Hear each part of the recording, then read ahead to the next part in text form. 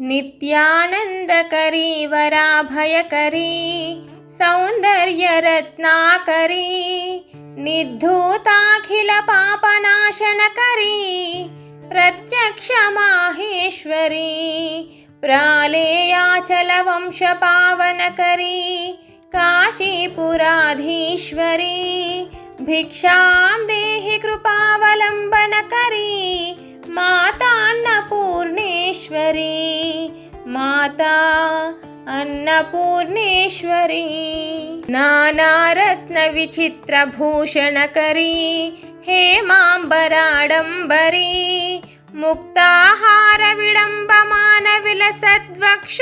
मुक्ताहारविडम्बमानविलसद्वक्षोजकुम्भान्तरी काश्मीरागरुवासितां गरुचिरे काशीपुराधीश्वरी भिक्षां देहि कृपावलम्बनकरी माता अन्नपूर्णेश्वरी माता अन्नपूर्णेश्वरी योगानन्दकरी रिपुक्षयकरी धर्मैकनिष्ठाकरी चन्द्रार्कानलभासमानलहरी त्रैलोक्यरक्षाकरी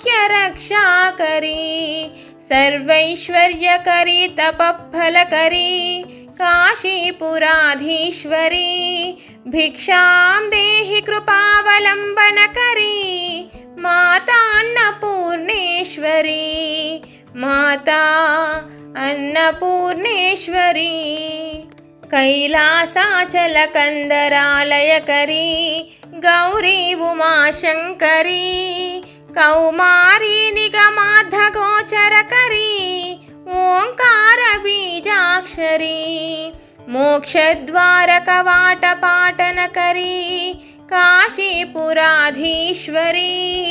भिक्षां देहि कृपावलम्बनकरी माता अन्नपूर्णेश्वरी माता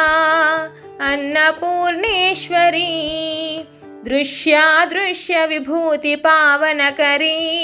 ब्रह्माण्डभाण्डोदरी लीलानाटकसूत्रखेलनकरी विज्ञानदीपाङ्कुरी श्रीविश्वेशमणप्रमोदनकरी काशीपुराधीश्वरी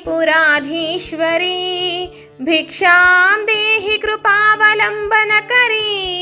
माता अन्नपूर्णेश्वरी माता अन्नपूर्णेश्वरी आदिक्षान्तसमस्तवर्णनकरी शम्भुप्रिये शङ्करी काश्मीरे त्रिपुरेश्वरी त्रिनयनी विश्वेश्वरी श्रीकरी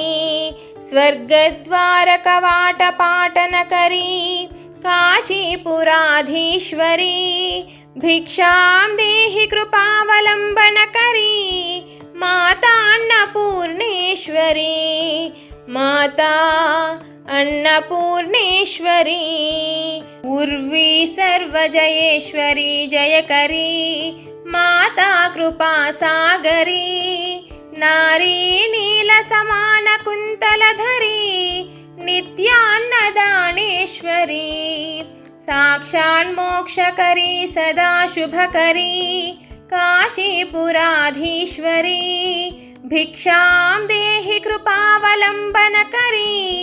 माता अन्नपूर्णेश्वरी माता अन्नपूर्णेश्वरी देवी सर्वविचित्ररत्नरचिता दाक्षायणी सुन्दरी वामा स्वादुपयोधरा प्रियकरी सौभाग्यमाहेश्वरी भक्ताभीष्टकरी दयाशुभकरी काशीपुराधीश्वरी भिक्षां देहि कृपावलम्बनकरी माता अन्नपूर्णेश्वरी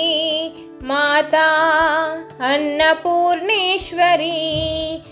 चन्द्रार्कानलकोटिकोटिसदृशा चन्द्रांशुबिम्बाधरी चन्द्रार्काग्निसमानकुण्डलधरी चन्द्रार्कवर्णेश्वरी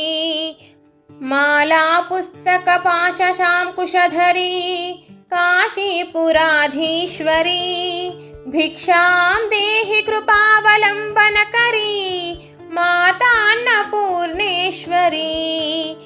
माता अन्नपूर्णेश्वरी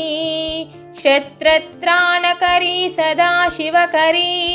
माता कृपासागरी साक्षान्मोक्षकरी सदाशिवकरी विश्वेश्वरी श्रीधरी दक्षाक्रन्दकरी निरामयकरी काशीपुराधीश्वरी भिक्षां देहि कृपावलम्बनकरी माता अन्नपूर्णेश्वरी माता अन्नपूर्णेश्वरी अन्नपूर्णे सदा पूर्णे शङ्करप्राणवल्लभे ज्ञानवैराग्यसिद्ध्यर्थं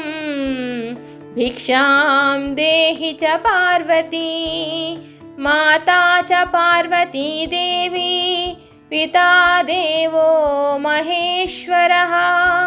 बान्धवा शिवभक्तश्च स्वदेशो भुवनत्रयं बान्धवा शिवभक्तश्च स्वदेशो भुवनत्रयम्।